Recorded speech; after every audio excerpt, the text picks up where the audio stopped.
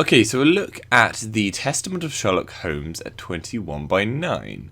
Okay, so it's a game that I enjoyed despite its many flaws, from its clunky gameplay and lackluster voice acting, but it's still worthy as any to get the 21x9 treatment, and I enjoyed playing the game. So the gameplay is pretty much the only thing that supports the ultra-wide view, from the HUD elements stretching along with the main menu, loading screens and in-game menus all stretching. And it must be remembered that everything like the deduction tables to using the magnifying glass, that all comes under either the HUD or the in-game elements. So yeah, they're all stretched. But as I mentioned, the only part not stretched is the gameplay, and you do see more of the game world on the left and right of the screen. Personally, I actually didn't really have any issue with the HUD and menu stretching. You're just searching so hard anyway to try and work out the bloody difficult puzzles, and then if you're anything like me, giving up and then going to YouTube to watch someone play through and then do it yourself and then take the credit, that I wasn't really aware of the stretching compared to most other games I play.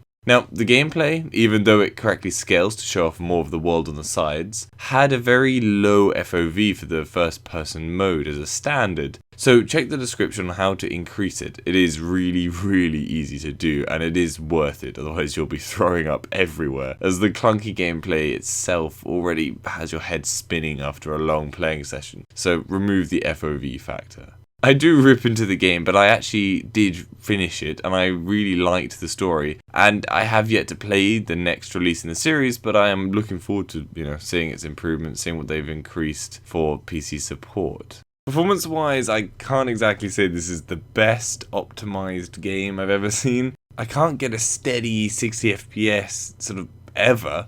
It could just be to do with the fact that the gameplay is just clunky, and that's why the camera sort of jumps around and stutters a little every so often. So that could just be the factor and something you just have to accept when playing the game, and it's not really too much of a bother, but it is there. The other side is that I couldn't run with full anti-aliasing, which does seem a little odd, but again, it's just going to be down to optimization. And really, it doesn't matter. You don't need ×8. 4 is fine, obviously. But yeah, it's just a point to note when playing the game. So I hope that gives you some information on how the game runs at 21x9. Give this video a like if you found it helpful, and subscribe for future info. For any other games at 21x9, head over to my channel. Hopefully I've covered it. If I haven't, then leave a comment down below and I'll try and cover it. Have a good day. A broken bottle of whiskey.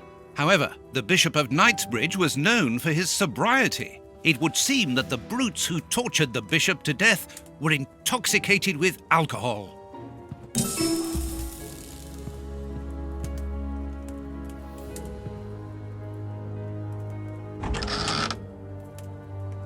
A whip? No, it is a discipline for self-flagellation. This metal rod is for fastening the chilies. It's a cilice designed to bruise the person wearing it. The bishop wore it as repentance. This very pious man must have had the habit of mortifying his flesh as a means of repentance. I have more vital information than the very best of informants. Yes, if you know how to make them talk, that is. It's child's play, Watson. We will begin by excluding the contaminating prints, which are yours and mine from where we came in, and those of our dear Reverend who was so impatient to call the police. I need something. I need something. Size 9. This print came from an expensive pair of shoes, and it seems recent. It is not a labourer's shoe. Hobnail, well-worn shoe. There we are. It is simplicity itself.